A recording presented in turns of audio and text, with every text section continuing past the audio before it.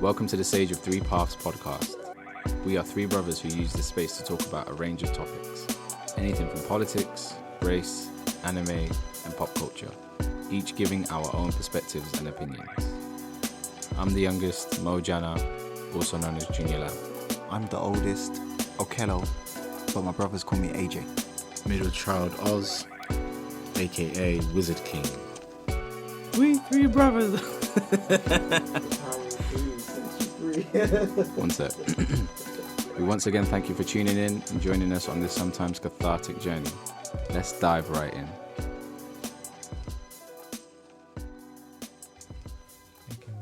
Log into this dang thing to then open the drive.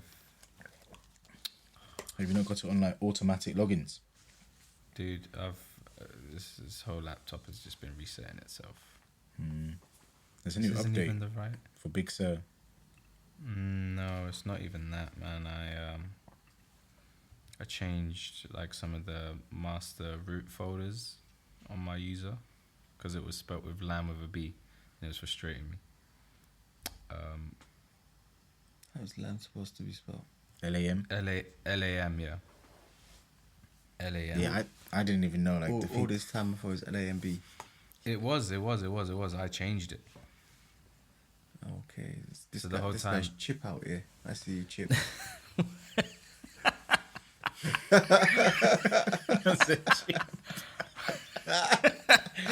What is it? It's like Chip Diddy Chip. Come on, man. I said chipmunk. Yeah. Why am I showing his name, right?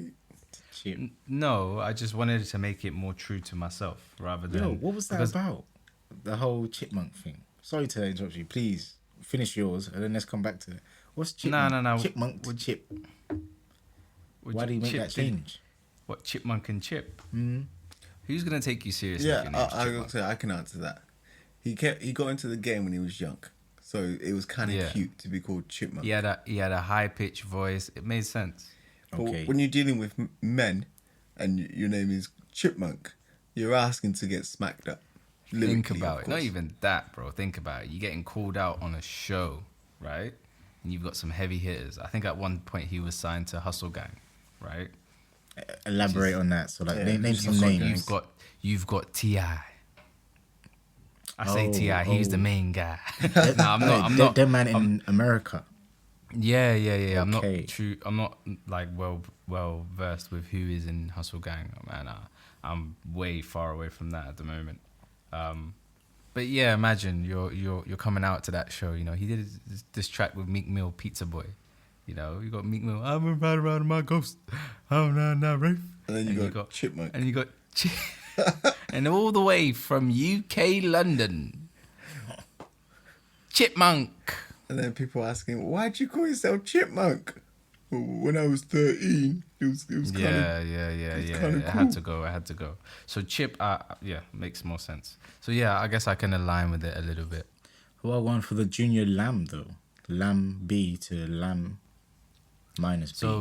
So the lamb was like with the B. I just did it because it was like, oh, the play on the word. Oh, I need to be literal because if not, then they won't understand. Then I realized, I actually don't care about whether they understand or not. If they want to understand, they'll just ask me, or if they don't get it, they don't get it. I hear that. But yeah, it was all about making it more personal because, yeah, LAM was for lambing, which is short for lambing. And yeah, I think whilst I was at university, the nickname came around a few times of calling me Lamb. So I was just like, Junior Lamb, no B, take it away. Okay. I prefer Junior Lamb over Junior Lamb. Yeah. I always had a love-hate relationship with the name. With the B. Yeah, with the lamb, with the B. I always did. For me, it was a case of it's your pseudonym, your pen name. So because it's yours, I got love for it. But the lamb itself always like even when you explained it to me, it was still like cool, but it has a lot of other ideals. It was forced. Yeah. I felt like I tried to you want me force to it look into down fitting. this way, but it's open to plenty of ways without you having to explain it. Yeah. Misunderstanding, right? Sometimes you get too much information, or you give too much information, and it just skewers people a little bit. But before we go on, I just want to say on your side, Mo, what was you going to say? I stopped you. I was like, hang on, Yeah, I was talking about people. Facebook Let's go right back Yeah. to this. So I was talking about and Facebook simps. and yeah, well, okay, maybe simps is the wrong word, but the point I'm trying to make is the people that Facebook is now no longer, or the main purpose of Facebook is now no longer about, connecting with people your friends, or sharing anything like that. It's 100% for marketing. Like, it's a marketing hub, right? You have your own dashboard. You can create whatever. Even for, Oz, you said, oh, we've got the podcast. The podcast has Facebook. Yeah, 100%. for marketing. We don't need it for nothing else. I think if you're an active contributor to the traditional Facebook community, which is you write posts about whatever it is you write posts about, normally it's about, personal opinions or topic. Most of the people that give their personal opinions are people that, I guess, have a lot of the same point of view, or I think Mercedes said this perfect the other day. I don't know how to pronounce it in German, but the English translation is, like you have TV shows like Judge Rinder and what was the one that got cancelled? Jeremy Kyle. Shows like that, right? They only play them shows during the day where they know that maybe people won't be at work. So it's directed to a specific audience. Hence why the people on that show were people that represented that specific audience, right? Not trailer trash. Way easy. Easy. I would say, hey, Mr. PC over here, bloody before hell. you say, I would say that they represented the majority of a significant amount of working class English people. Okay, and how does that take away from my statement of trailer trash? Or you saying that a significant amount of the English working class are trailer trash. He's jumping on the bandwagon. He's seen Meghan. Yo, He's seen Harry. I He's might like, go on it's my Facebook. I might time. make myself a Facebook account and then do a rant about it. It's my time. Because that's what you need to realize, that Facebook is a platform. It's exactly what you're saying, but it's a platform for degular people. Yeah. Now, these degular people, they have all sorts of opinions and all sorts of crazy notions and ideas. This is why we get the crazy rants of, oh, F ninjas. And then that's it, full stop. Or 3 pages of scrolling down worth of just people. No, it's that button when you click read more. You've already read a large amount of text, someone going on a rant, and then there's that button that says read more. You're like, damn, this person's serious about whatever they're talking about. It's just a platform. This is why I had to leave Facebook. I had to leave Facebook. How long have you been clean? To say clean is very hard nowadays, because Facebook is like what's an STD that you can catch but you can never get rid of? Herpes? Facebook is moving like Facebook herpes is right like now. herpes. I think social media in general is like that STI you just can't shake away. Yeah. But this is the scary thing, right? Firstly, let's say the first top 3 used social media kind of apps, right? Facebook, Instagram. Instagram. And you're going to say another one, WhatsApp. Who owns all 3? Facebook. Yeah. It's actually a monster. If you really think about it, completely, it's a monster completely. in the social media The world. founders of WhatsApp have left the company. The founders, because one of their core beliefs was they wanted people to really like have their privacy and be secure. Facebook came like, yeah, we're not going to change nothing. Then they bought it, and they started changing stuff. And these guys were like, hang on a minute. So what's actually going on? Because WhatsApp, for me, has recently said that they're changing their policy, and I remember some months back there was an uproar about it, and they delayed changing their policies. So what exactly is going on? Are you able to explain So that? again, I can give you, high level, really, really high level, because I don't have the information about the details. But basically, the way Facebook works with its marketing is it uses your data and basically sells that. So wherever you've put in, and it's not just, oh, this is my profile and these are my posts. No, this thing is way smarter than that, right? It will look at what did you click on before? What web page was you on before you joined? What did you click on to go outside of Facebook? What website did you type in afterwards? What other, how long did you spend on this page? When you was reading this post and you had this advertisement here shown on the left, did you hover the mouse over it? What? Listen. Hey, what are you talking about? Some CIA I'm telling malarkey. you, I've had first-hand experience with some of the analytical software that's out there and available, and I've been shocked. I feel like I'm watching people on their computer screens live. And this is not me watching them live. This is just the data that is being collected and being able to recreate a video of that in real time. Can you imagine the capacity of that? So now you've got things like WhatsApp, right? And the privacy policy change in there. The thing that's happening is, and people are like, oh, we still use the highest end-to-end encryption. Either way, they still know what links have been sent. So if we have our group chats and we send, so many links to so many pages and maybe YouTube videos or funny image. They know all of those things. They know the links. They know who you've sent the links to. They know when you've clicked the link. They know how long you stayed on that video watching that link and when you came back to WhatsApp and who you maybe shared that. Yeah, all of that. They have all that information, and it's not just your information that they have. They have it to the people you send it to and all your contacts as well. And that's where the major brief in the privacy is there. They don't know exactly, word for word what you're saying in the messages. The issue is they know what you're doing all around that. And because they have enough data, they can pretty much create a profile for you. And they use that and sell that to companies. And that's why, you hear yourself maybe texting, or you might send a voice message, or you might type something to do with a specific topic. So let's say, for example, you talk about kites. Oh man, I flew a kite with, so-and-so the other day.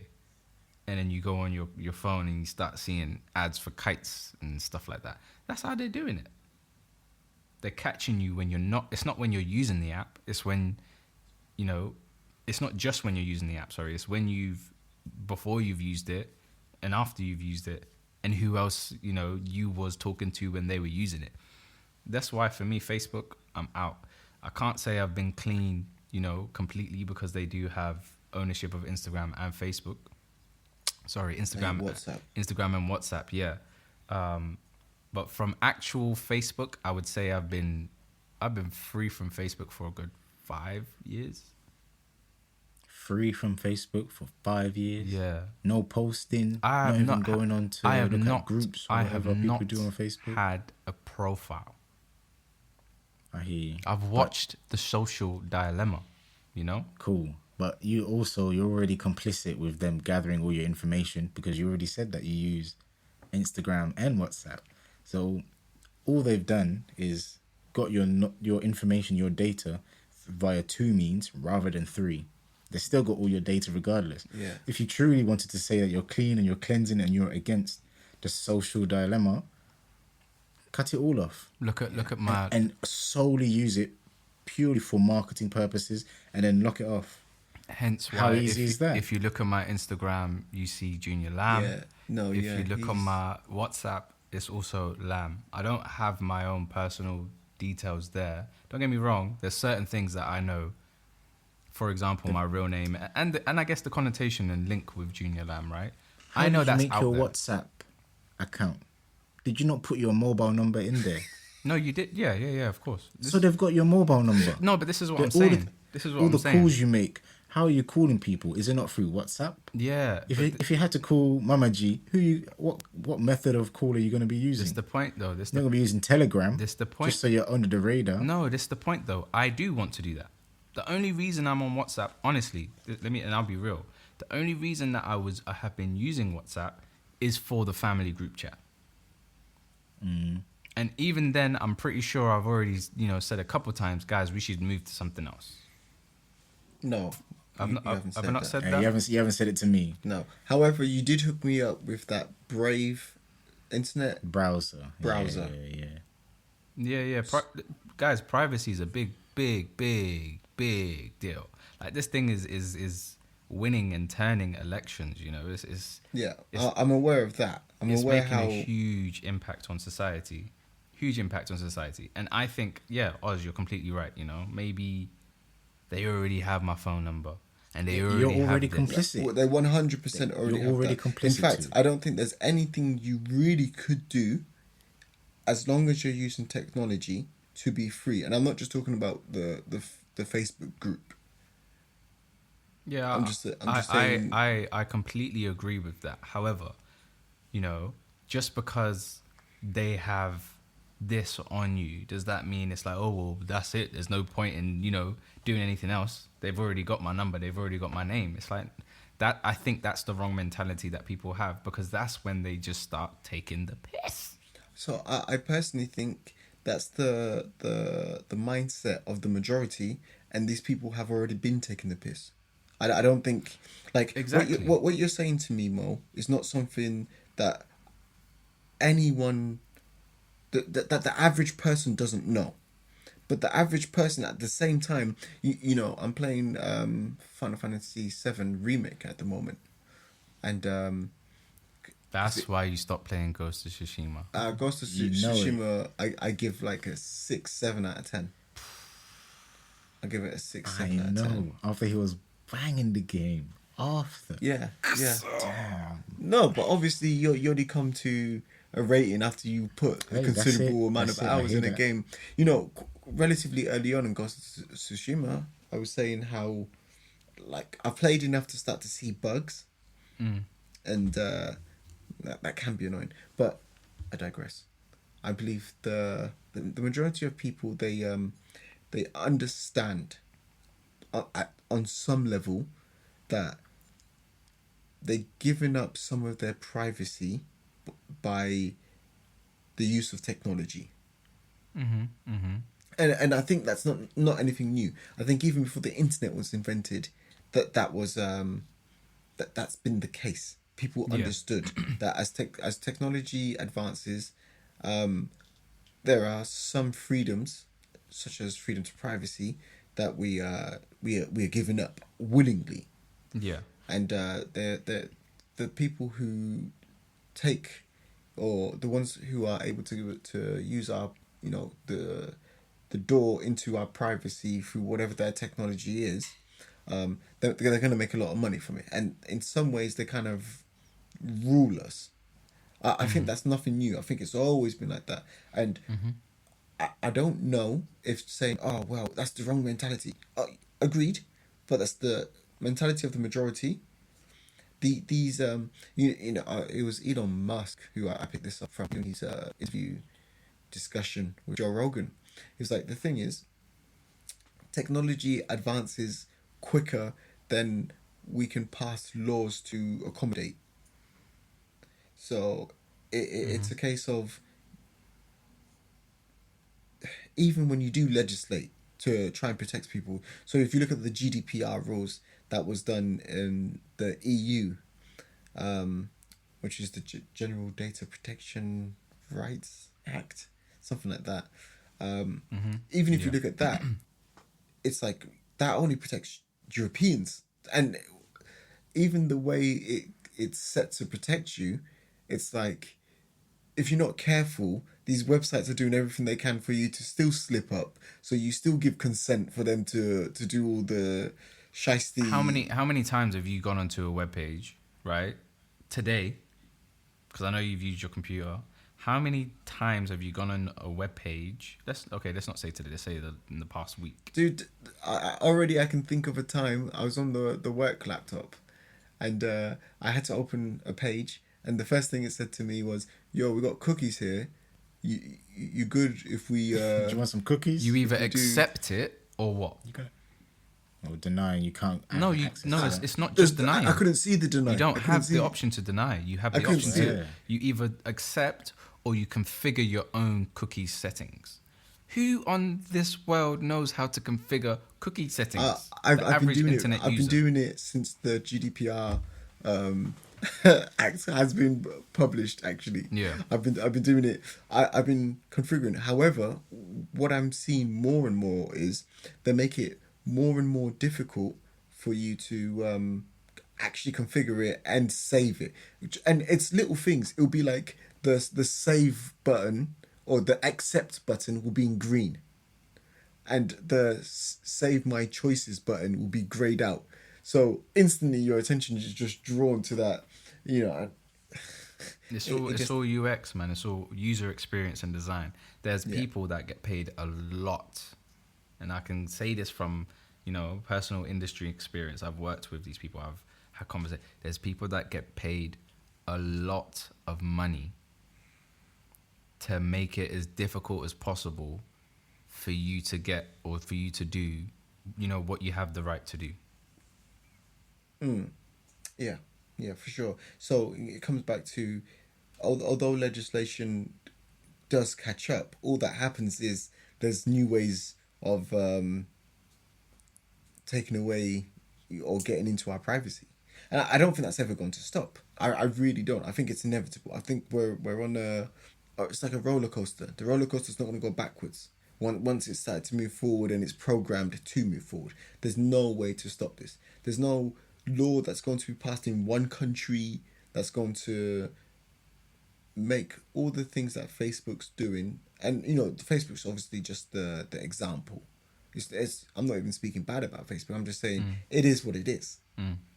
Facebook's not doing anything new in terms of providing a service where it's, you know, it's basically a Faustian deal, isn't it? Mm-hmm. It's quite interesting. It's it links quite closely to the idea of tribalism or being a part of a tribe. Now, one of the main reasons why people aren't so reluctant to part with their privacy or private information about them is to be a part of that tribe. The reason why people, the first thing they do, they roll out of bed, they open up their phone, almost instinctively, they go into Instagram, they start scrolling, they refresh the page, scroll some more. You're part of that tribe. You're part of those things that you believe that are close to you, or you just want the clout or whatever. You search for all these things, you join all these groups. It's all down to tribalism at the end of the day. And that's something that, as you guys are saying, that predates Facebook. Yeah. That predates the internet. That predates, hell, first men. Welcome to the Sage of Three Paths podcast. We are three brothers who use this space to talk about a range of topics. Anything from politics, race, anime, and pop culture. Each giving our own perspectives and opinions. I'm the youngest, Mo Jana, also known as Junior Lab. I'm the oldest, Okello, but my brothers call me AJ. Middle child Oz, aka Wizard King. I was going to say, on the topic of tribalism, what does that word even mean to you guys? What does that word mean? I don't know, man. For me, I wouldn't particularly use tribalism as a link to I guess what we're talking about, and you know, people feeling like they need to be a part of something. Or I would say personally, you know, for that point, I think it's just FOMO. You know, people that have fear of missing out. I think people nowadays and people in society, and I don't want this to sound like a rant, right? But it's a little bit of a rant. I just feel like people nowadays, they're lost. They're lost in the sauce, right? Because they're lost in the sauce, they're not actually the chef that's cooking. They're like, oh, well, I'm just going to be swimming in the sauce then. This is why you stay in the pot and you just get eaten. Because all you're doing is going with the flow. And I will go back to the tribalism, but I just wanted to kind of make this point. I agree with you, AJ. You know, I completely, wholeheartedly agree with you and Oz. It's not something that is new. It's something that's, you know, been. It predates us way, way, way back in the past. Way back in the past. But does that mean that it's okay? Does that mean that we should just go with the flow? You know, shrug our shoulders and say, well, either way, you know, this is something that, you know, our ancestors have had to deal with and accept. So we should just accept it. We don't just accept and go with the flow. How many of your family members just accept and go with the flow? Isn't that like our family motto? Just to many respects. No. Shout out all the fam, but there's a lot of people. We're hardworking ninjas. I tell you that, we're hardworking ninjas out here. But a lot of us have quite a laissez-faire approach to a lot of things. And we're known for being quite slow with our progression. Progression nonetheless, but slow for sure. Unless we put our heads down to sort out a serious issue to get it done. Yeah, I can see where you're coming from with that. I don't know. I think we obviously tribalism. Let me go into the point of what tribalism means to me.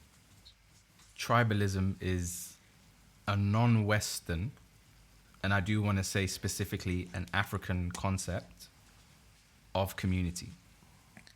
And that community involves things like, you know, religion or beliefs. I think it involves culture. Yeah, and I just think what those community of people believe is important, and they kind of live their life by those things or those rules. That's what for me tribalism is. I think it has more natural roots to Africa. That's my personal opinion. What about you, AJ? I'm curious. I mean, to start off, for me, I guess I just want to say that I'm completely in disagreement with Mo for it being a uniquely African experience, tribalism. Because for me, tribalism takes many different forms, but it is at its core, it's just a group of people. And there's two tribes I've come across recently, digital tribes. The first one was 9gag, which you showed me and you got me on it, and I liked 9gag. It was cool. But one thing that I kept noticing was how they would call themselves gaggers. 9gaggers. Yeah, 9gaggers. Yeah. They would call themselves, they would actively be like, oh yeah, we're 9gaggers on this platform, we do this, and you know, oh you're in 9gag territory now. Which throwing up gang signs. Cool. Which for me was weird because obviously I'm coming from Facebook. Mm-hmm. So that no one's like, oh, you're with the Facebook crew, with the Facebook gang. But it was cool. And it was cool to see the community and how there's the sense of belonging, and they were somewhat quite welcoming from, you know, the little I saw. Because it's extensive, it's huge, right? Mm-hmm. And then the second tribe I came across was what you showed me, Mo, which was the Reddit. Yeah. Reddit. And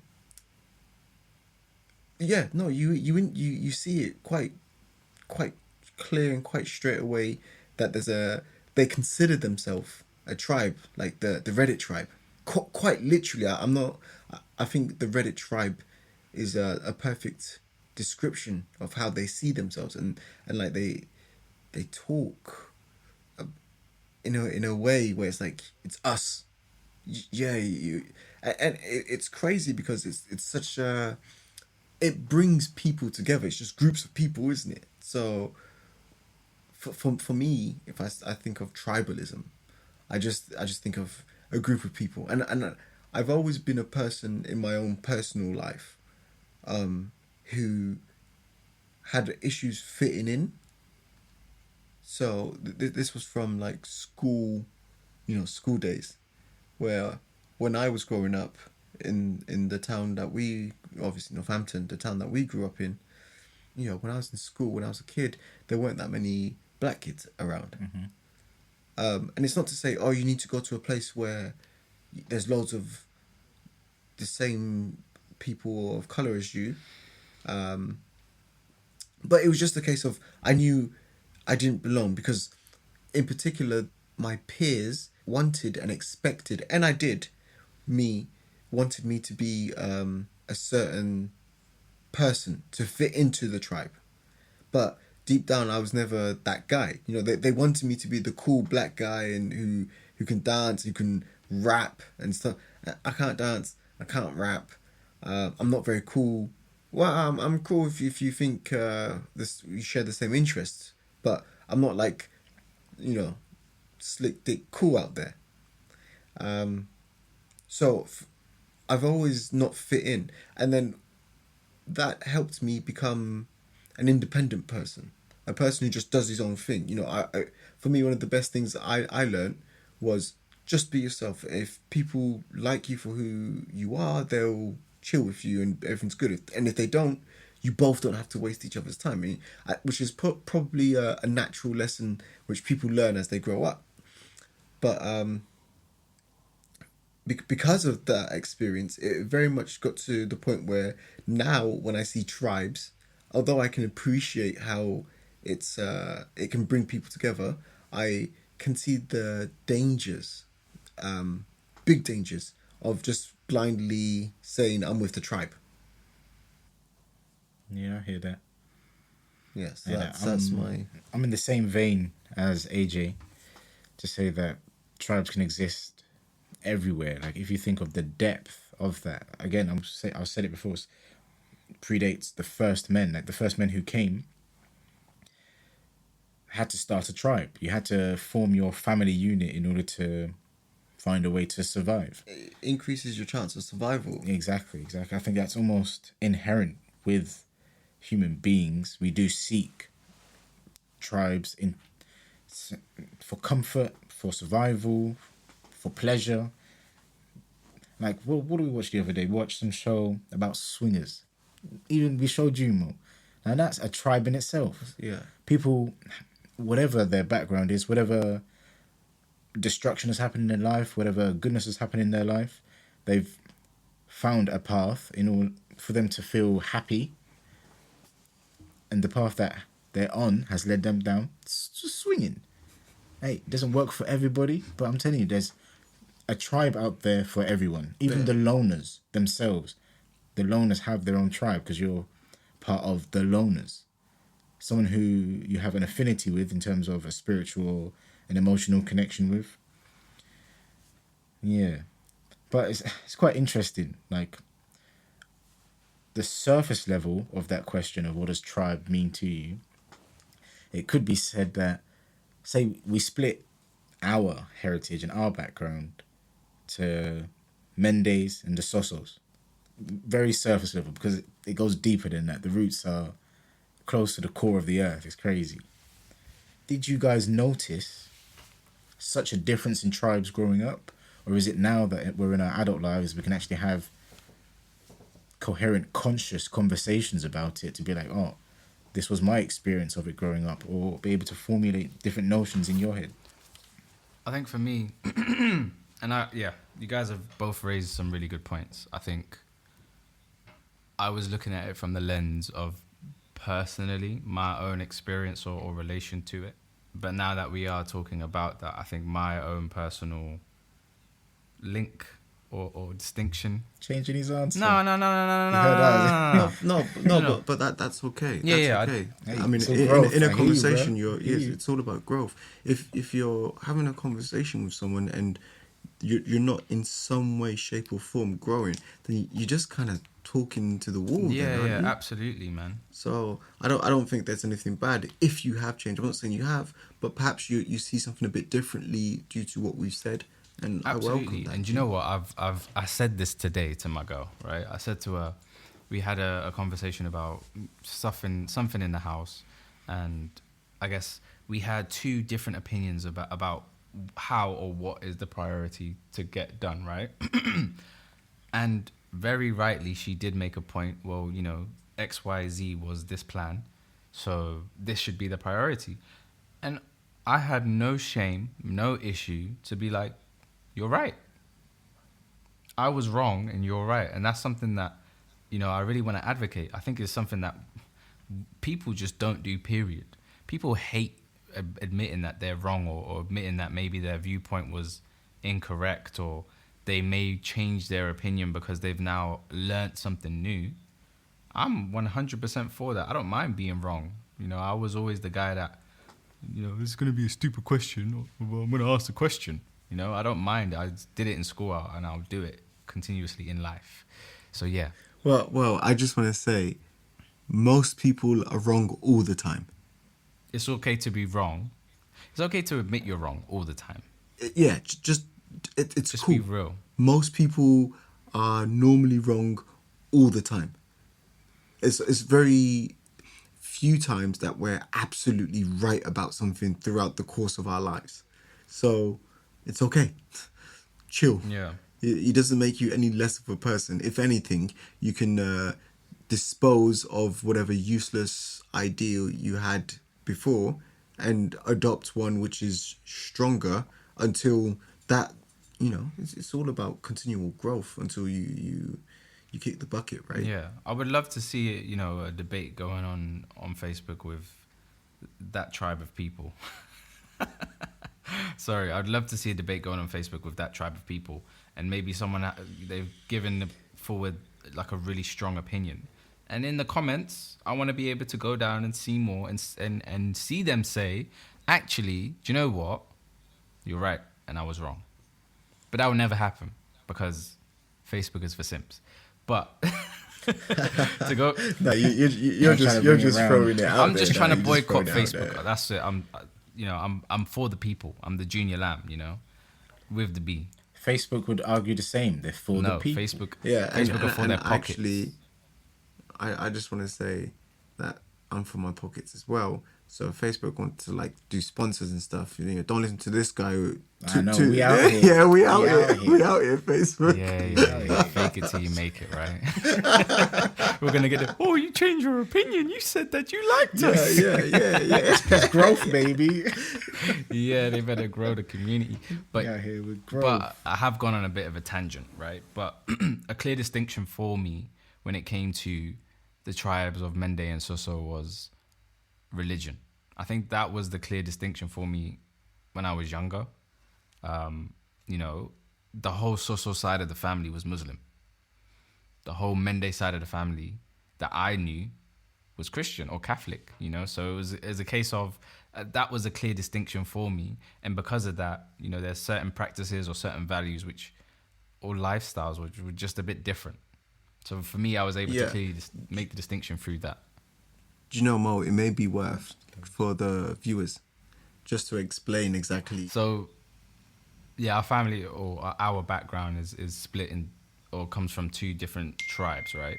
So we have the Soso Mandingo tribe, right, which is from our father's side, and we have the Mende tribe, which is from our mother's side.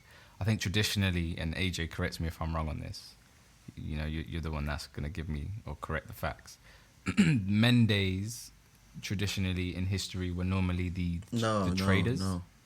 So they were the ones that were very good at trade. The Soso Mandingos were traders and warriors. They were both very good at trade. They do business. They whatever type of market. That's where they traditionally would have been. Yes, very much. They were the merchants. Whereas the Mendes were very much a ruling class. Yes, very, very much. So even if we go back to colonial days, it was I don't want to say this too heavily, but the Mendes were predominantly put in positions of power where possible, because they're very they drive. And this, for me, was the distinctions between the two tribes, which I may not have noticed so much as a kid, but as an adult, it's like, okay. It's because you guys, they have different value systems. They value things differently. Whereas the Mendes will value, let's say, education more so. that might not be the same for Soso Mandingo family, who would focus more on business. So for me, I mean, you just look at it from dad and mum. Like, mum's got a degree, and dad dropped out of school when he was like 16. So, you know, you can see the value system of each tribe through our parents. In fact, right now, in Sierra Leone, the ruling party, and this is quite a weird thing I've, you know, becoming more accustomed to when it comes to African politics. Elections are won if your tribe is able to go out and vote. Basically, your tribe will win for you. And if you got a small tribe, you better be making deals with the bigger tribes. Otherwise, you ain't gonna. It doesn't work. So right now, it's a Mende tribe that's in power in Sierra Leone. And who's that? The SOTPP. Yeah. Sierra Leone's People's Party. Yes. Yeah, mad. Yeah. Mad. We would hear the acronyms of political parties thrown around the house growing up, but we didn't really understand the depth of that battle that's been going on between the two main parties and all the other ones as well. What's APC stand for? Africa's People's Party. Yeah, I All only know. People's Party. I think all people. Which are the two main political powers Yeah. in Sierra Leone currently. Do you guys know if one of them represents the left Yeah. or the right of the political spectrum? Tribes. I hear you. So it's a totally different ballgame altogether. But saying that is quite silly, because essentially the left and the right here in the West are two tribes.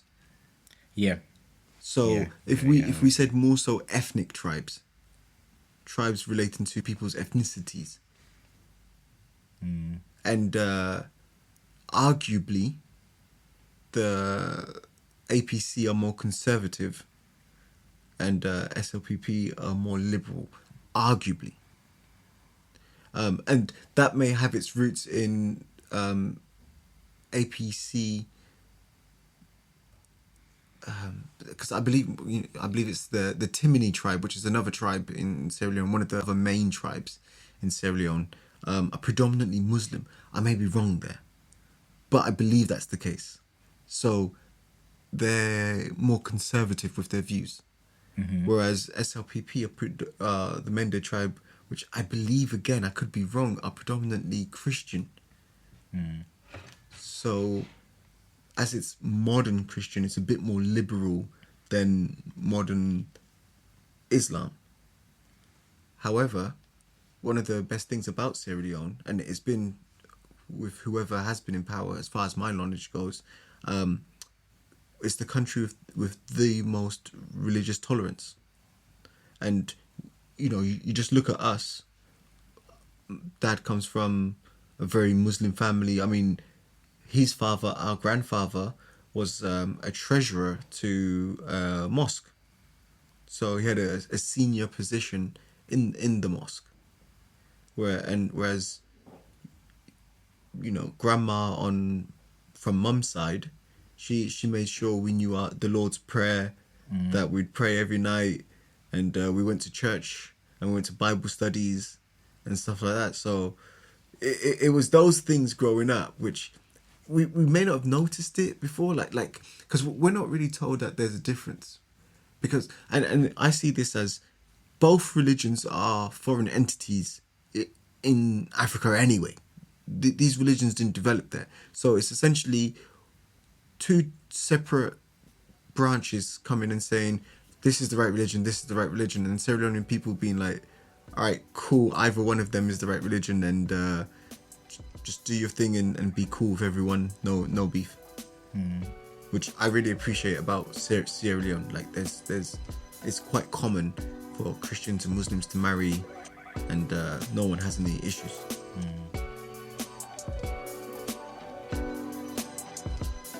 Hey, Okello here. This section is a space where we'll be sharing short stories, creative experiences, and art. This week, I'll be telling you about the tale of Sengbe Père the Gallant. The Tale of Sengbe Pierre the Gallant Part 5.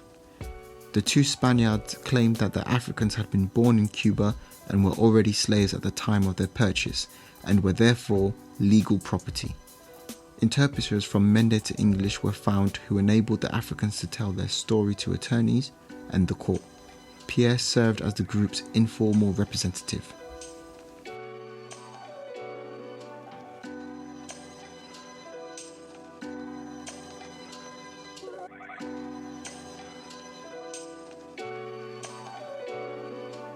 With calmness and stillness, it comes to an end. We hope you found some gems and go away richer in soul and spirit. We're showing you the 3 paths of the sage. Your path is your own. Which path do you follow? Until next time.